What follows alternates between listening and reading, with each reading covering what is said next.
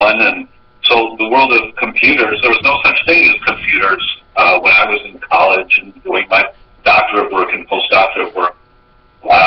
And I think of what's happening today, things that we have available. For example, Siri. And for those of you that have iPhones, you know that Siri is a voice on your iPhone. You ask her a question, and she pulls up the answer within 5 to 10 seconds on air. Because she goes to the internet and she pulls up the answer, and I'm just so blown away by all of that.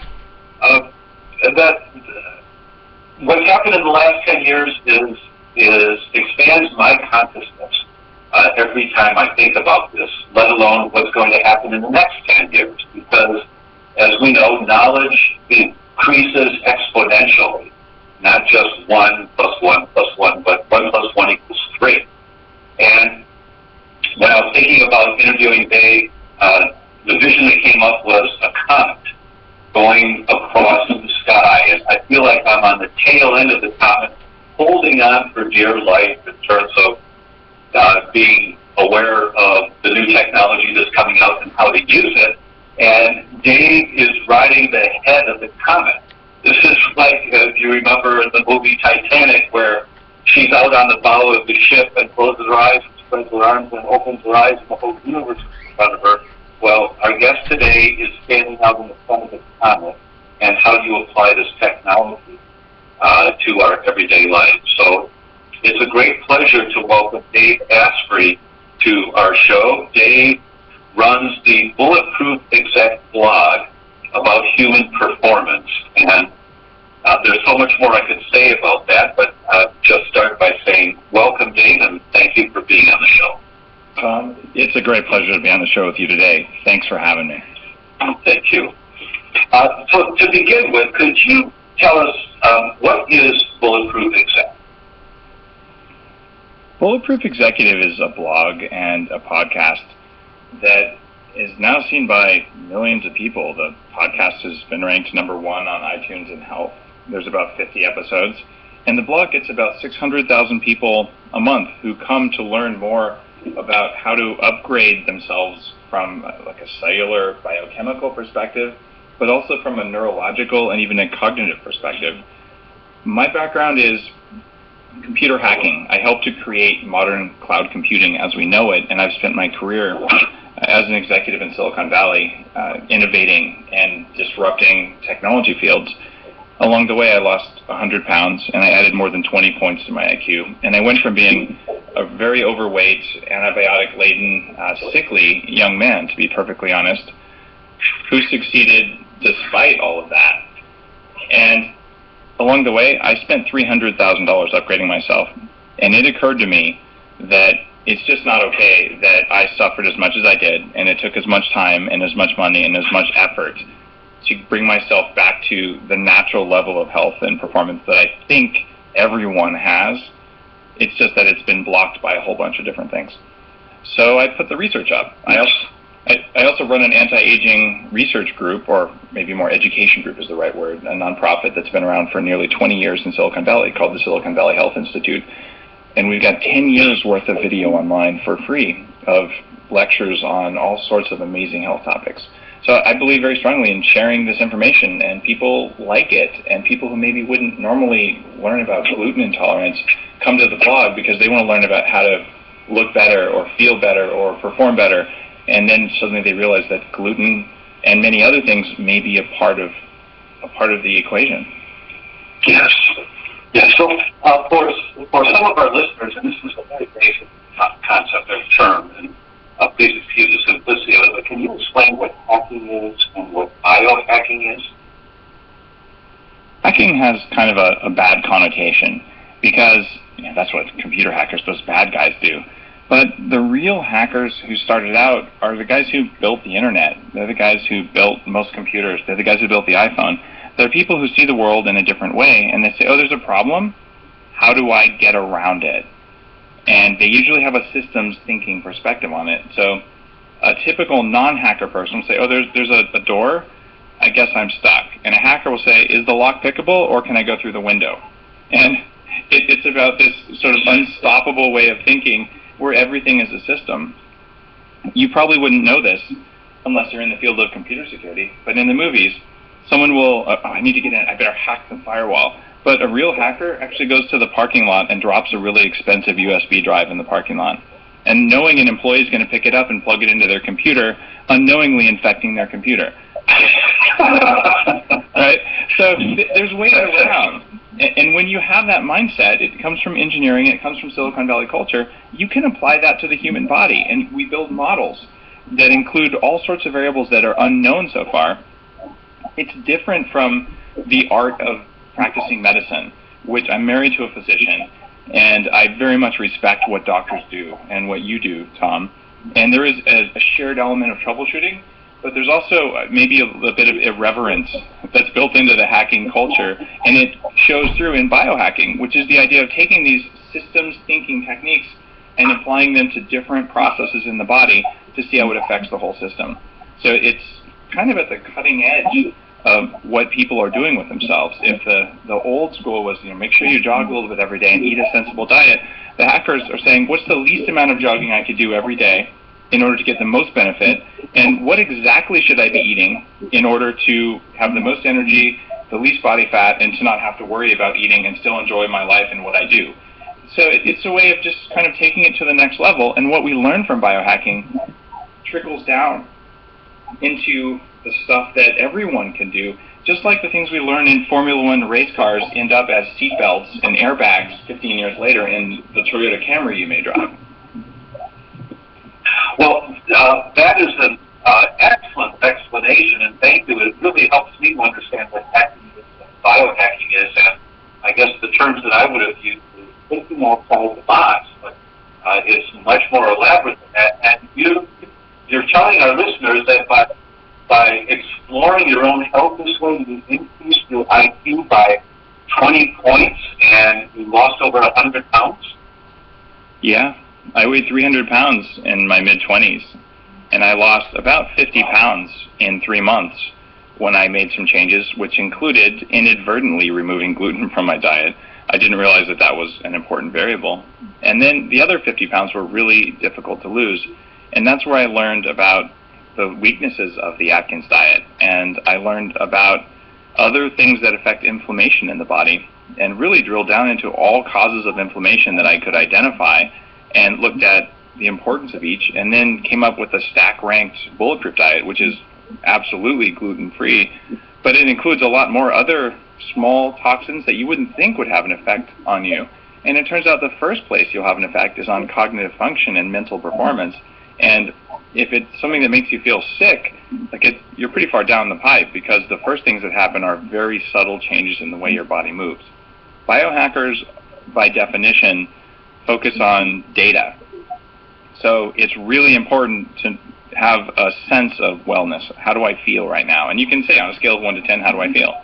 And then you can see how that changes on a daily basis. But it's even better if you measure it with blood tests, or you measure it with the electricity, or you look at your weight every day, or you do any of these other things that enable you to get outside yourself to build more self-awareness, because now you can look back on the data and say, I didn't realize that that happened to me, but clearly it did. And that dawning realization gives you power.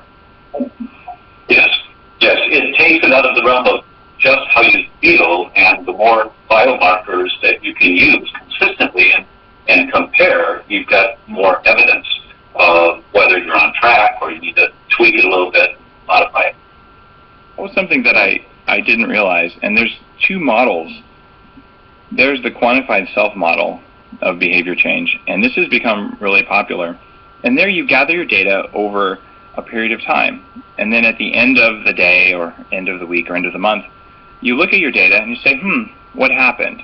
And let's say that you figure out, on days when I eat a bagel in the morning, later at night, I feel a different way, or the next day I gain a pound. You end up gaining a conscious realization that something's happening. So then you decide over the course of the next month, I'm going to change my behavior consciously to not eat the bagel. That's pretty cool, except that we also know willpower is a finite resource. You can only use so much willpower to say no to the bagel before the bagel's going to win. And this is why I failed over and over to lose 300 pounds. Sorry to lose 100 pounds. I didn't lose 300 pounds. And I weigh 300 pounds. And so you end up on this kind of vicious cycle where, okay, I have conscious understanding, I have a desire to change, but then the change doesn't happen and something's blocking me. And what a biohacker would do is say, well, obviously there's still a built-in desire to somehow eat that bagel. So where does the desire come from, and how do I turn it off? And that's one of the things that's at the core of the Bulletproof diet. If you have food cravings, something's not right with your diet. You need to fix it. But a biohacker using data might also say, what's happening in my nervous system? When I see a bagel, is there a change in the under 350 millisecond window? And if you're hearing this, you might go, huh? What's a millisecond? Well, that means a third of a second. And you might also be saying, how would I possibly know? But would you believe there's a $99 sensor that you can clip on your ear that tells you when your body goes into fight or flight mode? And I use that with my Bulletproof executive coaching clients, and it's pretty amazing to have that understanding that your body, in less time than you can think about it, will go from relaxed to ready to run away or fight. And I have no idea if a bagel puts you in fight or flight response. It probably doesn't. But your nervous system is telling you to eat the bagel faster than you can tell your nervous system not to eat the bagel, and this is why it sucks your willpower. So a hacker says, all right, we got to break that cycle. And so the biohacker's perspective there is, let's figure out how to turn off hunger. Let's look at leptin levels. Let's look at the effect of different foods on hunger. And I've gotten to the point where I can look at things I don't want to eat, things made out of gluten, things made out of Franken foods and corn, a lot of processed junk foods, basically. I look at those, and my nervous system doesn't go, ooh, food, eat that, and then my conscious brain goes, oh, no, don't eat that, that's not good. I look at them, and I've reprogrammed the nervous system, and I say, that's not food. So there is no effect from the bagel. I look at it, yes, it's a bagel, but it's a bagel, better not eat that. Because the desire to eat it has gone, because I've gained control of parts of my nervous system I didn't have. Yes. And prior, my personal experience on that, and I've used this as an example with patients so many times, is that it took me 7 years to give up my mother's Christmas cookies. 7 years, because I don't like them. But then Christmas would come along, and we would go back home to visit, and there were these cookies. They smelled great, and I could have one, and I'd have one, and I'd have a couple, and then I'd feel lousy afterwards. But it took a while, a number of repeated experiences where I retrained myself. And this is without having any of the tools that you're talking about. It took an extended length of time, repeatedly, if you will, falling on my face. But now, with this technology that you're referring to, we can accelerate that learning curve and have monitors to show us when we're on track and when we're not, before we actually take that fall. Would that be an accurate way of saying that? The monitors help, but there's more. And that's, where does the desire come from? Is it a biological phenomenon, or is it a neurological phenomenon that's sort of happening? And it's both. There's an emotional association with food. There's an automated program running in every person which keeps your body alive. The same as I like the Labrador example. Any Labrador retriever out there will say, could that be food? It doesn't matter if it's, a spoiled chicken wing that it found in the trash, or, some sort of concocted dog biscuit thing. I think I'll eat it, and it feels an intense desire to eat it, and it does, and it begs for the spoiled chicken if you don't give it to him. So you have that part of your brain that you share with the Labrador, which is the mammal brain, and struggling with management of that is one thing, but one thing you can also do is you can choose the types of foods that turn off that craving. And if the body feels like it's starving, the craving will happen. If you get rid of the starvation biochemically, then literally the brain says, I don't really need that right now. And I've worked with clients where in 3 days, people who, in fact, one of them who stands out in particular, she had no food in her house because she has such strong cravings, she knew she would eat it.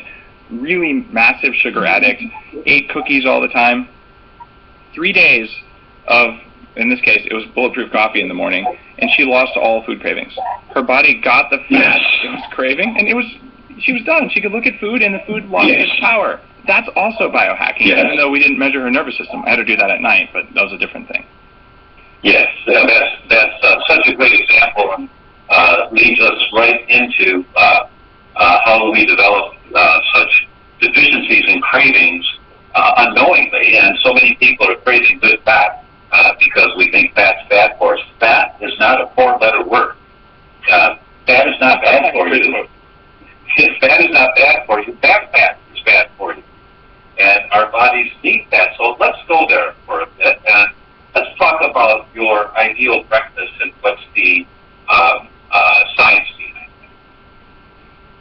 the ideal breakfast for me and for people who are in good health from an adrenal perspective, if you're in stage 3 or stage 4 adrenal exhaustion, you probably don't want to do what I'm going to recommend, but for everyone else, this is magic. What you do is you wake up in the morning, having not eaten anything since dinner the night before, and you make a cup of coffee using upgraded coffee beans. This is a kind of coffee bean that has no detectable mold toxin in it. I invented this process for making coffee. We've quantified the difference between these coffee beans and generic normal coffee that you would buy at the store or at a coffee shop in an IRB-approved study, measuring cognitive function with this coffee versus others. There's a big difference because you're looking at what coffee does to inflammation in the body. From there, you brew the coffee and you blend grass-fed unsalted butter. The simplest, easiest to find is from Kerrygold. It's Irish butter available at common grocery stores in the US, all across Europe. And if you're in the southern hemisphere, your best bet is Anchor butter, which comes from New Zealand and is also grass-fed.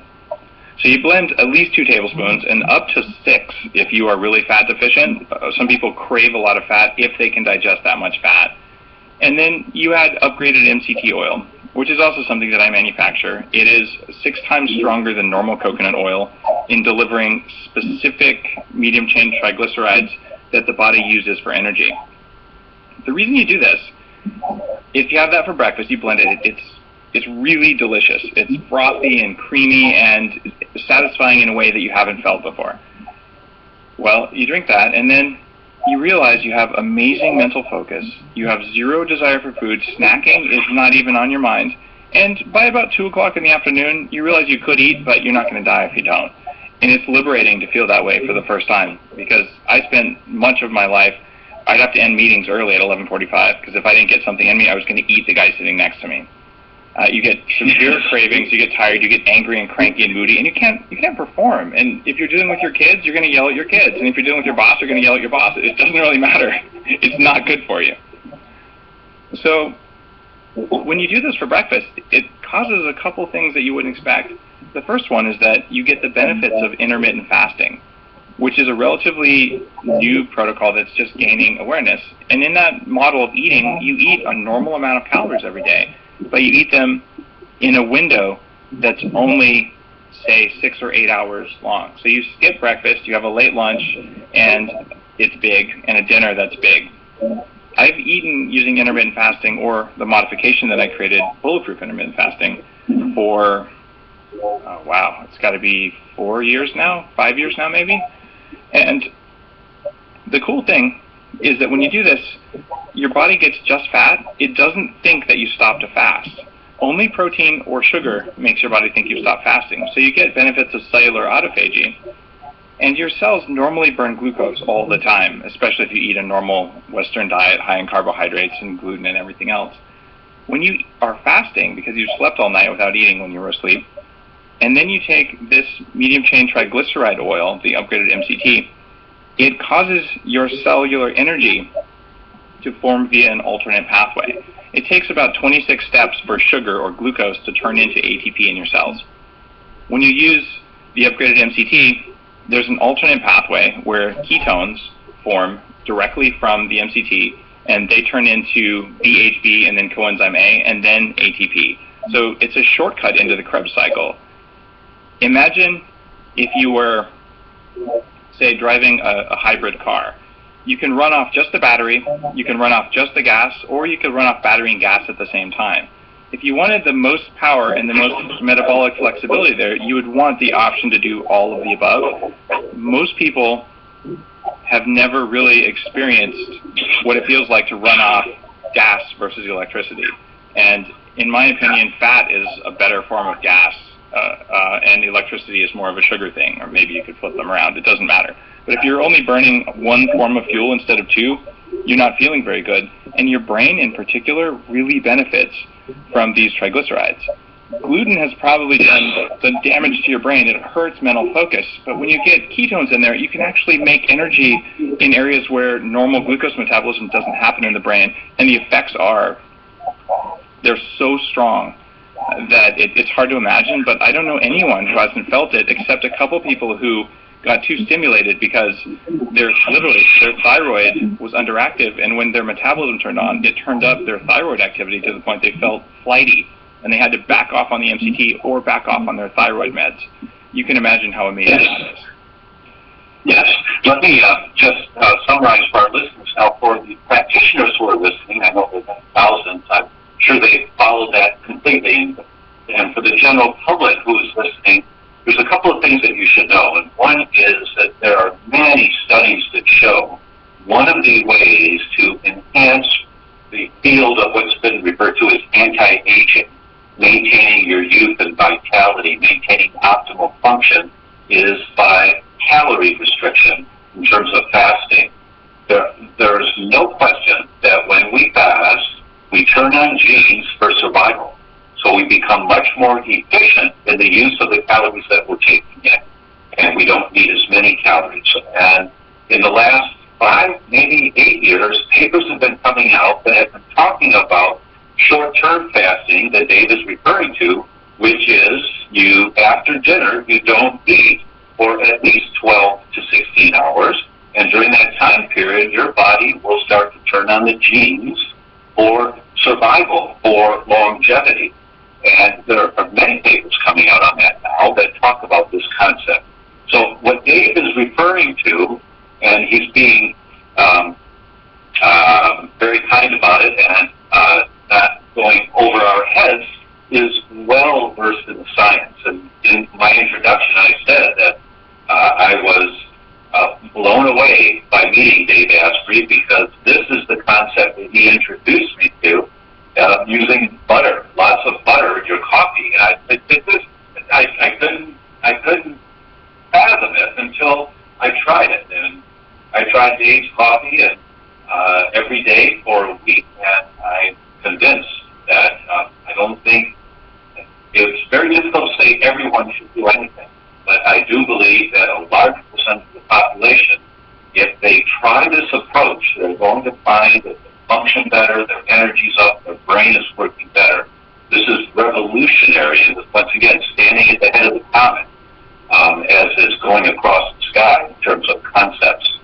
I've never heard this before, meeting Dave Asprey, and I want to reinforce that listen to this with an open ear. Go back, rewind, listen to it again, and try it for yourself. And I think you'll be startled by the results from it. I would love to take credit for Bulletproof Coffee, and the truth is I did invent this recipe, and especially with adding MCT oil, and I spent a lot of time in the kitchen working on it.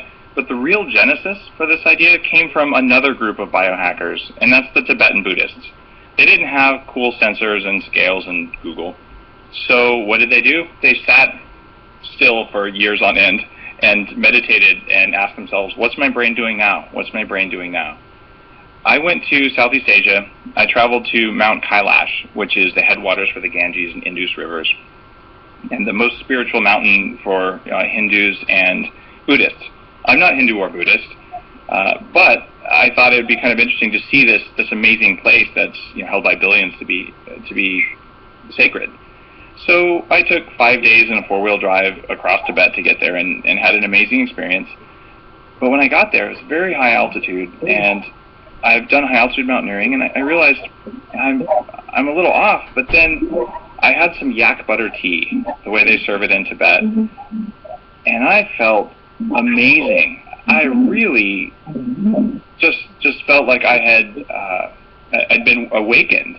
And I realized, why is it that all these people who live in one of the most harsh environments I've ever seen, where people survive for many generations, their primary food source is yak butter. They drink like 20 cups of yak butter tea a day. And when I did it, I felt so much better. I came back to the U.S. and said, how do I get the effects I felt there? And obviously there's no yaks. So I started looking at tea and coffee, and I realized there were problems with mold toxins in coffee, which, by the way, cross-react with gluten. So I invented a coffee that doesn't have the mold toxins that cross-react with gluten, because I am gluten sensitive, and I'm extremely sensitive to mold toxins. I know they're in the coffee, and since then I've done lab tests, and I've looked at lots of research, and we have a global problem of mold contamination during coffee processing. So I made a new coffee process so I could drink the coffee I wanted. And when I put it all together, it seriously upgraded my life. And I have so much energy now, keeping in mind that I used to weigh 300 pounds. I had brain fog, I had ADD, and many of the symptoms even of Asperger's syndrome back when I ate gluten, when I had mercury toxicity, and I had all these other health problems going on. So to be able to get to where I am now at 40 with more energy and more focus than I ever had when I was 20, I'm really profoundly grateful for that. And the idea really did come from a 5,000-plus-year-old recipe for yak butter tea. Well, thanks for that, Dave. And I have had yak butter tea myself in India, and I didn't realize at the time why I felt so good, but you just connected some dots for me that made a lot of sense. And for our listening audience, when Dave says his energy goes up, and this is not a stimulant, this is not the caffeine of coffee that's kicking up your pulse that you're going to crash from. This is the result of the medium-chain triglycerides. For those of you that have the interest, if you Google medium-chain triglycerides and brain function, you'll see the studies of reducing the progression of Alzheimer's, arresting Alzheimer's, enhancing brain function. Medium-chain triglycerides found in coconut oil and coconuts in general are a food for the brain. So between that and with the butter, you add those to this mold-free coffee, which, by the way, if I drank regular coffee, I would get headaches. I could drink espresso, but I could not drink regular coffee ever. And I tried Dave's coffee. I didn't get headaches from regular coffee. And now I understand why. I never knew why before. So I want to emphasize this is not a stimulant effect that he's referring to that you'll crash from. This is actually enhancing brain function by giving the brain the nutrients that it needs. In fact, Tom, there's 3 big effects that I've been able to identify in this recipe. One of them is what you just referred to, the MCT oil, the upgraded MCT that I use certainly has the effects you just talked about. But butter itself, when it's from grass-fed cows, especially if you can get good quality cultured butter, which would be the silver labeled Kerrygold instead of the gold label that has salt in it, cultured butter is highest in butyric acid. And butyric acid is a short-chain fatty acid. And there are studies showing that short-chain fatty acids reduce inflammation in the brain. They also are responsible for a lot of healing in the gut. So if you're looking at healing the gut, what you end up doing is adding short-chain fatty acids. So you'd be surprised that adding butter to this perfectly clean coffee could have an effect on the brain and on the gut. And when you reduce inflammation, you reduce food cravings, and you can actually think faster. And the final thing is when you look at what coffee has in it as an herb rather than just as coffee, what you'll find is that coffee brewed with a metal filter, say a French press or an espresso, and Tom, this is why espresso was okay for you, but brewed coffee wasn't, that the coffee oils themselves, they're called diterpenes. The 2 most important ones are caffestrol and cowahol. You don't need to remember all that, but what you do want to know is coffee using a metal filter like a gold filter or the French press or espresso contains coffee oils that also turn off certain inflammation pathways in the brain. And that's way cool. So when you drink this amazingly creamy, delicious cup of coffee, you're affecting your gut and you're affecting inflammation throughout the body, especially in the brain. When your brain is less inflamed, it carries electricity faster than when it's inflamed. And that actually helps you think faster. You feel it, and we've measured it on standardized batteries of executive cognitive function tests. It's kind of cool, but it works. That is very cool. And so for our listening audience, what Dave is saying is that if you use a paper filter in making your coffee, it will filter out these 2 beneficial ingredients in coffee, and you don't get the same brain benefits.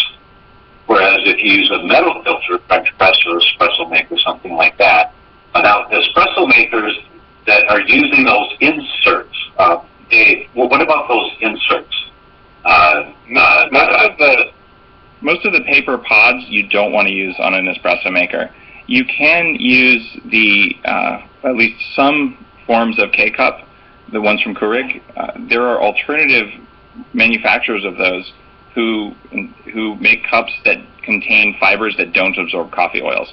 I manufacture a Keurig compatible coffee cartridge that contains upgraded coffee, the mold-free stuff. And that was actually quite a challenge to make one that allowed the coffee oils through. So you can certainly do that, but not all coffee cartridges are going to allow the coffee oils through. And I will be really cautious about drinking just any sort of coffee, especially hotel coffee or just stuff kind of off the street, because your odds of getting meaningful amounts of mycotoxins that do cross-react with gluten, these mycotoxins are mold toxins, and they also affect cognitive function long before you're going to feel, the jitter or the headache that they can also cause.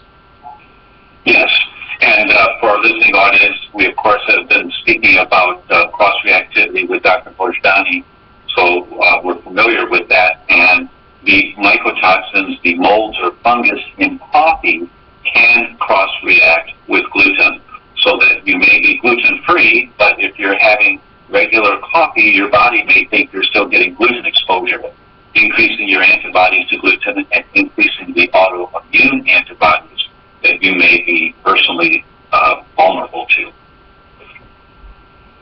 So that ties those two together. It's really interesting that we're talking about coffee on a gluten show or a gluten course like this, because it is a trigger for gluten sensitivity when it's not processed properly. And the process happens long before it ever comes to the roaster. And it's most interesting because I used to have a weakness for the Whole Foods chocolate chip cookies, the ones that they bake themselves, because they're kind of like homemade, but you don't have to go to the work of making them. And I love cooking and all, but I don't make gluten things at home, and I don't eat gluten when I'm out anymore. But I used to just kind of have those cravings, and I would just put them away. Having a super high-fat diet like the Bulletproof diet turns off the cravings for gluten entirely, and you just don't have them anymore. And it's really easy to cognitively understand from all this amazing data that you shared in the summit that you shouldn't eat gluten. It's also just as easy to be at a party and someone made, a birthday cake and has gluten in it, but you're going to do it just this once.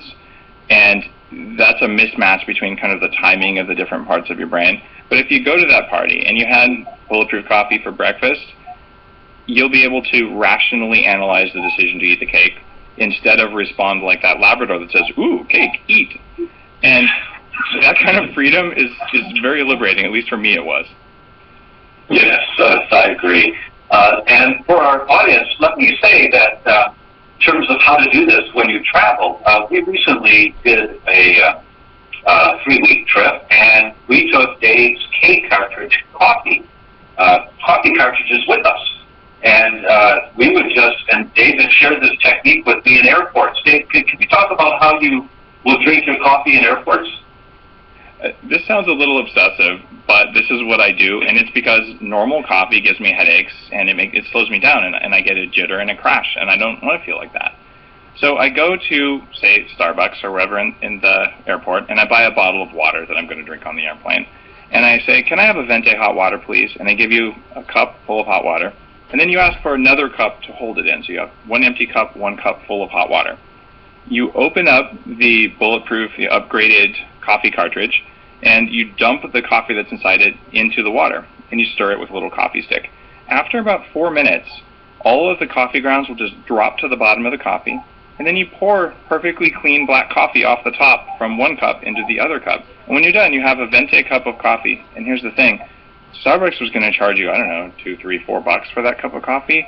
You're going to spend a lot less than that on the coffee cartridge, and then you have a fresh-made cup of coffee that doesn't have toxins in it and contains all the coffee oils you wanted.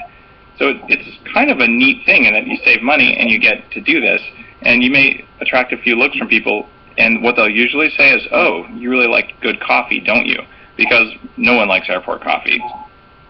Yes, and we did that on our trip, and it worked beautifully. So thank you for that, Dave. That was a great tool to use.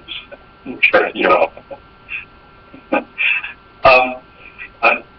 What is the impact of a low-fat diet for people, and how does the Bulletproof way of eating compare to a low-fat diet? Bulletproof, or the Bulletproof diet is the polar opposite of a low-fat diet.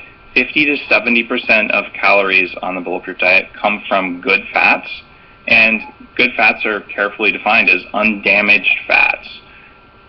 The best ones are butter and MCT oil and really animal fats from properly fed animals. Those are the cornerstone. And of course you eat some avocados and some olive oil and a few nuts, but really the focus is on the saturated fats.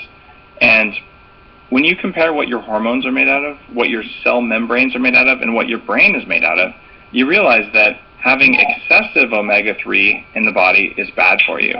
Having excessive omega-6 is really bad for you, and this would be canola, corn, and vegetable oil, things like that. But that your cell membranes, when they're built properly, are built mostly of droplets of saturated fat, and between the saturated fat droplets are little bits of omega-3 oils, particularly the types of things you get from fish oil. The reason you want your cell membranes built this way is that saturated fats are stable. They don't oxidize and pump out free radicals in the body, and the small amounts of omega-3 between the saturated fats allow membrane flexibility so you can express receptors through the membrane. It sounds weird, but eating the Bulletproof diet helps you to have better cell membranes and better hormones at the same time. And I'm not saying that lightly. My wife, who's a Karolinska-trained physician, and I wrote a book called The Better Baby Book, which contained 1,300 references about what to do before and during pregnancy to have better genetic expression in your children. And one of the things that's terribly important to do that is to eat more healthy fat. It reduces biological stress on the body. The environment sends a signal to you and to your cells that says, I'm in an environment where there's plenty, and if there's enough and there's not too much stress, your cells and those of your offspring, or really your genes and those of your offspring, will manifest themselves in a way that says, I'm in expansion mode. It's time to be more creative. It's time to figure out new things. It's time to expand. But if you send your body the signal that there's a famine because you're eating a low-fat diet, or that there's a lot of toxins around because you're eating gluten and other grains like that, or if you're just stressed all the time, your genes will say, oh, it looks like there's probably a tiger chasing me. That comes from running way too much, like way too much cardio exercise will cause that effect as well. So if you tell your body there's a famine and there's a tiger chasing me, you get really an output from the system of your body that says, you know, the environment isn't that good, maybe a little bit less fertility would be a good idea. So this can really come through from the way you'll experience this as problems in your monthly cycle if you're a woman, or erection problems if you're a man. And it'll manifest itself in your brain, because your brain will have a hard time forming itself properly, and it'll affect itself in your hormones, and your cortisol levels will go up. So by including the right kinds of fat in the diet, you end up reversing most of those changes, and you actually tell your body that you are in a land of plenty. And when I say a land of plenty and telling your body that, there's an example, Tom, that's worth talking about here, and it's another recipe. The recipe is called Get Some Ice Cream, and if you Google that, you'll find it, or you can Google Bulletproof Get Some Ice Cream. And what happens here is, this is something I used to help turn on my wife's fertility. She had polycystic ovary syndrome at 35. We had 2 children, one at 39, one at 42, without any fertility assistance other than essentially biohacking. And every night I would serve her this recipe, and I put it online. It's 9 raw egg yolks. Sounds gross, but that's what French vanilla ice cream is made out of. And instead of cream, we used grass-fed butter. Again, it sounds gross, but that's what cream is made out of. So egg yolks, butter, and vanilla or chocolate. And the sweetener that I like is a no-sugar one. There's one called xylitol, which is a sugar alcohol that helps to stop cavities and doesn't raise your insulin. So I would blend this in a blender, pour it into an ice cream maker, and what comes out is this amazing creamy ice cream. But the reason it's called Get Some Ice Cream is that an hour after you eat it, it sends a signal from the environment to your body that says, wow, every ingredient required to have a perfectly healthy baby is in the environment right now. Now would be a good time to try making a baby. And you will feel an irresistible pull towards the bedroom after you eat this. This is the power of fat to increase your hormones and to actually increase your fertility. And it's an amazing effect, but it's something that people understand who've tried the recipe, and that it's just a very natural feeling. But that fact that your body is turned off most of the time, that it feels like there isn't enough fat in the environment for it to be a proper time for mating, well, this is all animal level neurological behavior, not conscious behavior. And it's really funny that you can influence the neurological behavior and then feel it in your conscious behavior just by including the right amount of fat in the diet. Well, that sounds like an amazing recipe, and as you describe it, I understand the physiology right away. And for our listeners, I would just tweak a little, and Dave, tell me if you would agree with this. This is not increasing your hormones. This is increasing your balance of hormones, so that those that are low, your body will start making adequate amounts, and perhaps abundant amounts, but you will not go over into excessive amounts. You're just supplying the raw material so that your body can do what it needs to do. Very well said, Tom. In fact, I did not mean to imply that this would give you more hormones than you're supposed to have. It'll just let you have the hormones you were already supposed to have. And for a lot of guys, like, your testosterone will go up, but that's because your testosterone's low. If you live in the modern environment and your sleep cycles are disrupted and you eat gluten and you're not living kind of out in the forest the way our bodies evolved to live. So a boost in testosterone in just a couple weeks from eating the right kinds of fat is very noticeable. But if your testosterone is already where it should be, it's not going to spike to levels that are unnatural.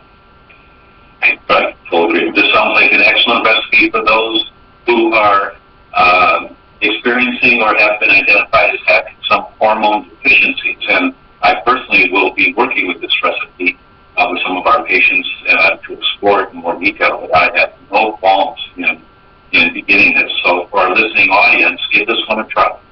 If you had had some experience, give it a try. I think sounds like you'll be really happy that you did.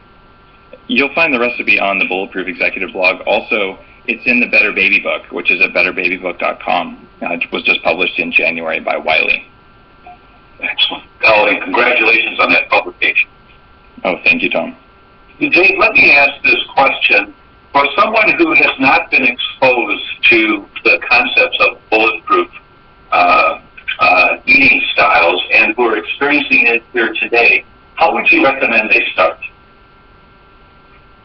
The first thing to do is to download the Bulletproof Diet infographic. It's free, and it's on the site. It's one of the first links there. This is a ton of references boiled down into a single thing that lets you make a better decision. Let's say you're going to eat some protein in your next meal. Which protein is least inflammatory and has the least anti-nutrients in it? And, for instance, gluten would be in the red zone, and something like grass-fed beef or eggs would be in the green zone. So it's not that you necessarily have to only eat certain foods and there's a bunch of no, yes. It's that some foods are a better choice than others, but if you really love a certain food, you can see where it ranks. So I found in the course of losing 100 pounds, and certainly along the way I'd lose 30 pounds, gain 40, lose 20, gain 30, and it's a lot of yo-yo dieting effects happen because you use your willpower and you say, I'm going to be on a diet, and then I'm going to lose this weight, and then it comes back because you go off the diet. One day you had a moment of weakness, you ate something you weren't supposed to eat, you failed, you're off the diet, what the heck, you sort of think to yourself, screw it. Well, on the Bulletproof Diet, you can't do that. What you do then is you just make a better choice, and if you one day make a worse choice or a better choice, it doesn't matter. You're always on the Bulletproof Diet, and maybe for this 2-week period, you've decided to make choices that are all in the red zone, and your skin is full of pimples, and you have love handles you didn't have before, and you're tired and your joints hurt. Well, okay, that's the outcome from eating in that part of the zone, and the outcome from eating in the green part of the zone is the opposite of that. But it's not like you can really fail, because every day, at least on most days, you're going to eat something. And so if you're going to eat something, it fell somewhere on the spectrum. I'm just helping you understand where you landed so you can land in a better place. The easiest way to get going, though, is eliminate gluten and all grains. If you have adrenal deficiency, or if you're women, the grain that is okay to eat is white rice, the only one I'd recommend, and only in the evening. And you would do that with dinner.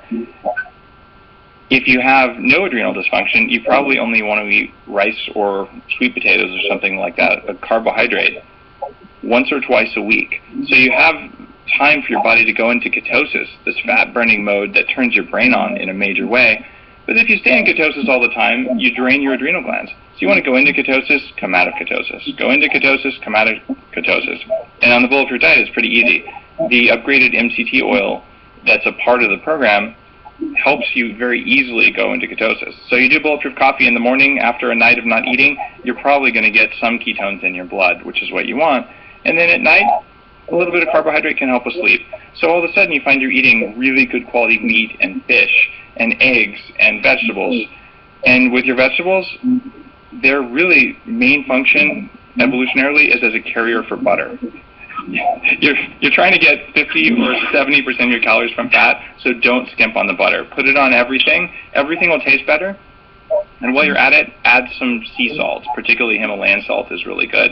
But salt is important for adrenal function, and people who cut their salt intake radically have an increase in a hormone called renin in the blood that's correlated with an increase in heart attacks.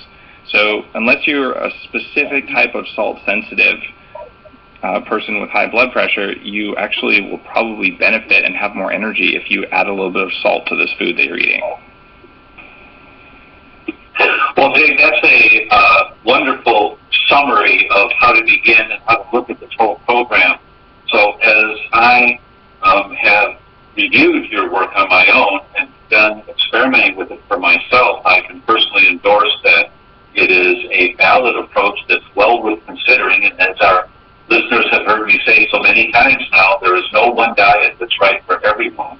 There's no one eating style that's right for everyone. There are some basic foundational concepts that will work very well for almost everyone. And this is a safe one to consider. And give it a shot and see what happens. And if you get amazing amounts of mental focus, you lose weight effortlessly, you stop cravings. If you find that your body is functioning at a higher performance level, and you work with your healthcare practitioner to monitor you in some ways to make sure that everything is on track, moving in the right direction, you may have found a ticket to, I don't say ticket to paradise, but certainly to a higher performance life, a higher level of consciousness, a sense of presence in the world, and a happier life. Yes, I would summarize it with that. Dave, are there any last words that you would like to give to our listening audience, both the professionals and the general public that will be listening to you? It's hard to imagine that we already went through a whole hour. So I would ask you to take a few minutes of time and check out the Bulletproof Executive blog at bulletproofexec.com. There's nearly 250,000 words that I put on the blog that I put up for free, and I'm pretty good at this anti-aging stuff, even though I'm not a doctor, and I'm married to a doctor who co-authored a book with me. So it's very information-rich. It's very referenced to medical science, so you can see the PubMed references. You can see the rationale behind the recommendations there. Check it out. There are doctors who print out the Bulletproof Diet and give it to their high-risk cardio patients. And I even have some of them referenced on the site on the Bulletproof Physicians list. If you're the kind of physician who's listening to a gluten-free summit and you treat people using a high-fat diet and things like that, I actually maintain a directory of physicians, and I'd love to add you to it. So people who come to the blog, all 600,000 a month, can find caregivers and healthcare providers who are in alignment with this idea that you feel better, have less cravings, and will probably live longer if you eat healthy amounts of the right kinds of fat. So please help out, and if you want the info, it's free. I'm not asking for money or anything. I'm kind of upset that I spent $300,000 in 15 years of lots of suffering to get what should have come in my high school health classes. So it's there. Please make use of it. Share it. Well, thank you very much for that. And Dave, we're honored that you took the time to share this information with us, and wish you much success in your future ventures. Thank you once again. Thanks, Tom. Can't wait to talk again. You bet.